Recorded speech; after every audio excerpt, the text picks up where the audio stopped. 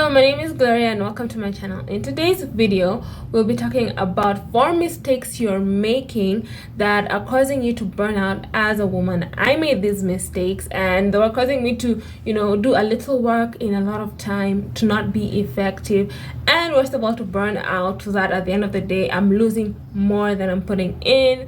I'm tired and fatigued, but now I'm very energetic and I know how to get a lot of work done in a short amount of time and still be energetic and still have time to do the things that I love to do, to hang out with my friends, to work out, to pursue my dreams and goals, to have this channel and film videos every week. So you see, once you figure out where the kinks are in the system, things aren't working, and you fix them and you fine-tune them, then you can be more effective and then you can do that which you desire. If you're interested in that, let's go. So the first mistake I made, and a lot of women make, is this issue of perfectionism. You're trying to be perfect. They say that good is the enemy of great, but great is also the enemy of good. So you give up doing good work with the hopes of doing perfect work, and then you stress yourself out and end up not even doing the work correctly. Back when I was in university, I used to put this huge pressure on myself to do homework in a way that, or to do my work in a way that is perfect, so that I could impress my lecturers and people and everything. And that pressure of doing it perfect made me not want to start. So I would procrastinate and then have to do my work last minute.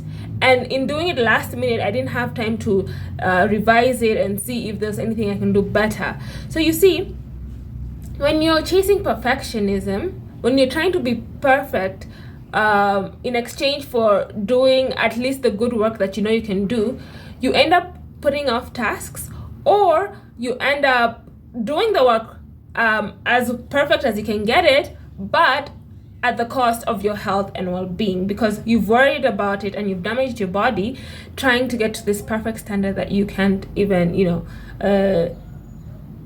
achieve, you can't attain. You can do good and then improve on it until you're satisfied, but starting with this whole huge thing will put a lot of pressure on you. And a lot of women have this problem because we've evolved to try and please people. We lie to each other all the time. We can't be upfront because we've evolved this way because it wasn't safe in the past. It wasn't safe for us to just say our truth and do the thing, right? So as women, it's very important for us to make sure that perfectionism isn't hindering us from starting and isn't adding excessive stress when we're doing tasks. The second mistake that I made, and a lot of people make, is actually very, very key. Like, if you don't have this right, a lot of the tasks you do are going to seem meaningless. And that sense of meaningless is what adds to the feeling of burnout. So this is the lack of autonomy. When we were learning constitutional law, we learned about autonomy and sovereignty of countries, right? As a lawyer, we know this. This is like basic. So autonomy in regards to you is like your self-governance. A lot of countries, after they got independence, they attained self-governance. You as a person, as a child, you were governed by your parents, by your teachers, by the adults around you. And then when you grow up, it is expected of you to become self-governing, right? But a lot of us are stuck in that child mindset and we're still operating on other people's laws, under other people's governance. We don't know how to govern ourselves. We don't know how to make our own decisions. So you rely on other people's blueprint for your life, other people's opinion for your life, other people's liking of you. So as women, it is important to do the transition from a child to an adult, from immaturity to maturity, from ignorance to wisdom. And how do we do that? How do we foster autonomy? It's by making sure that whatever you're doing is aligned with your values and is aligned with your interests. I used to be like this. Like, I honestly didn't have a clue what I liked. I had no clue what I actually desired. Like, My career, I chose it because people said that I'm good at it. So I decided, okay, let me just do law, which isn't a problem. I was actually good at it. My dress, everything was just influenced by other people, and I never sat down and actually thought, what is it that I wanted, and never clarified on the values that I wanted. Say, for example, you say you want to be rich. Why? The value behind that is probably something like freedom, or I want to enjoy the things that money will bring, not actually the money itself, right? So burnout a lot of time comes when you're not actually clear on your values and your interests and why you're there. You could be there because like it's your boss who's making you do this work, right? And the more you do it, the more frustrated you feel, because you feel like you have no part in that firm, in that company. You're just doing it. So it feels very frustrating. You're doing tasks every day that you don't know the meaning of them. You clean your room, you clean the house, you do these things that you always have to do all the time, and you don't know why you do them. You don't know, you just do them maybe for other people, or you're not clear on the reasons why you do them. That's why it's important. Every single task you do, assign it some kind of meaning in accordance to your value. Align it to your value. When I clean my room, I always say, thank you, Gloria, because I appreciate a clean environment. When I study, I'm like, thank you, Gloria, I appreciate us moving further in our career. When I do this and this, I appreciate it and make sure it's aligned with my own values, not other people's. So the minute you realize that, okay, it's time to transition from being a child and being under other people's governance and other people's values, and going into an adult and deciding what your values are and whether the things that you're doing are aligned to it, everything becomes easier. This whole feeling of doing meaningless tasks adds to burnout. So when you align with your values, you can drop the things that are not aligned, drop the things that you're not agreeing with, that are not part of your values, and in doing so, we stop the burnout. So the third thing I'm going to talk about is the third mistake that a lot of people make, including myself, and I'm still working on this up to today, is not staying in the present moment. I even have an affirmation: I stay in the present moment, because that's where the point of power is. Stay in the present moment. I'll give you an example. Some years ago, I was facing insomnia, right? I was really not sleeping well at night, or I would have interrupted sleep all the time. And it was really frustrating me. Like, really, whenever I would wake up in the middle of the night, I would get so pissed off. I would text my friend and be like, oh my gosh, why can't I sleep properly? I would call people and tell them how I'm not sleeping properly. I'd complain to my family, I'd complain to everybody. I'm like, no, I used to sleep so well. Like, I was a kid who could sleep through anything. What's going on?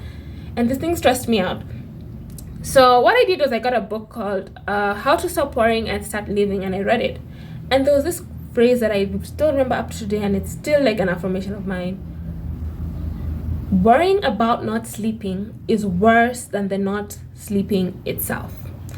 That is where the damage is done, when you're worrying about it, when you're ruminating about it. They gave examples of people who lived long and they had serious insomnia of like sleeping only 4 hours a night or so, and they lived to their 80s, 90s.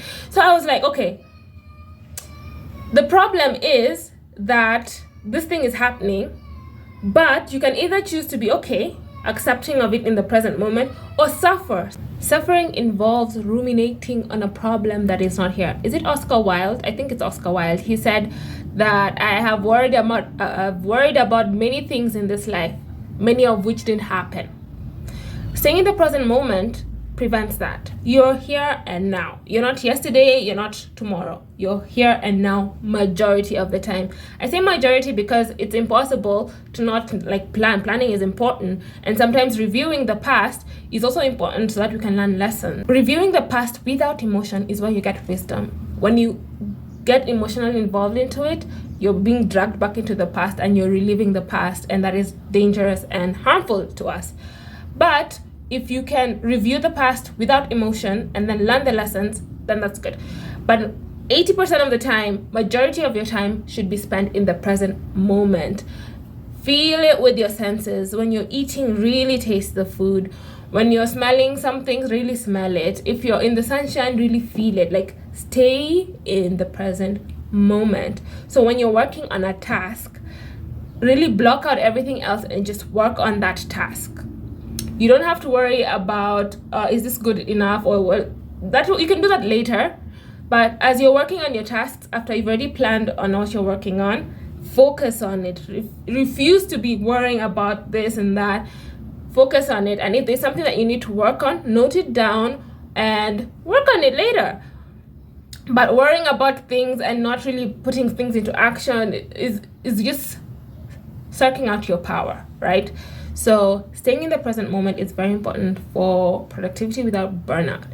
And the final error, and this one a lot of us ladies make, because we have something called like diffuse attention.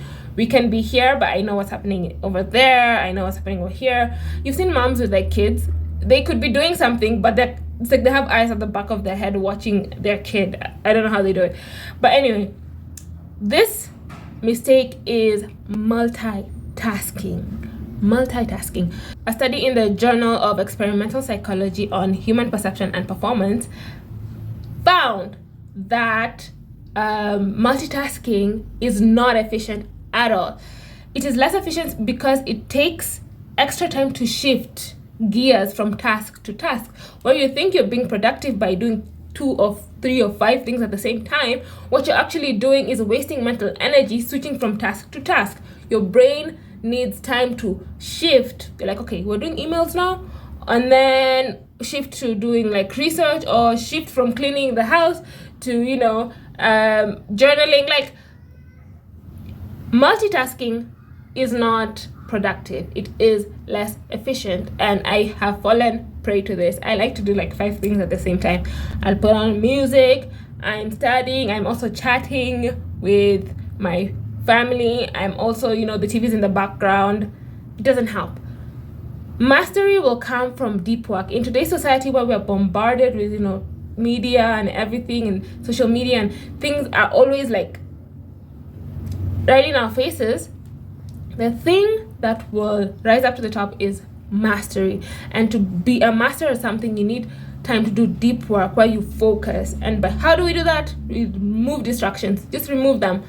If you're doing one task, do it. If I'm cleaning a lower level task, you can like put music in the background and clean. That's fine. But if I'm doing serious work, like you wouldn't expect a surgeon to be operating and playing some country music in the background. Maybe they do, I don't know. But usually they are really focused, right? They're not operating and also like scrolling through TikTok. You'd be afraid if something would happen during that surgery. And it's the same for you. If you want to save time and energy and stop burnout, then when you're doing your work, focus. One way you can do this is use the Pomodoro technique. We've talked about it in the How I Studied 8 Hours for the Bar exam. So these are the 4 mistakes that a lot of us ladies, we make.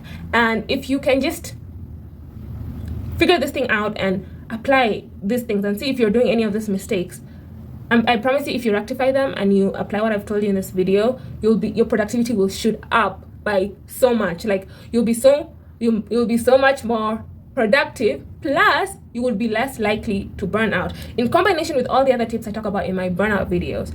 So if you enjoy such things, I do academic coaching because I passed the bar in one go, and I have a certain way we do studying. If you streamline the system and streamline the way you do things, you can get so much more results in the same amount of time just by fixing a few things, right? And for those of you who are interested in inner work and growing and becoming more, I also have an affirmation manifestation journal in the description, where you have 100 days of journaling that will transform your life and take you to the next level. I hope you enjoyed the video. See you next time. Have a great weekend. Bye.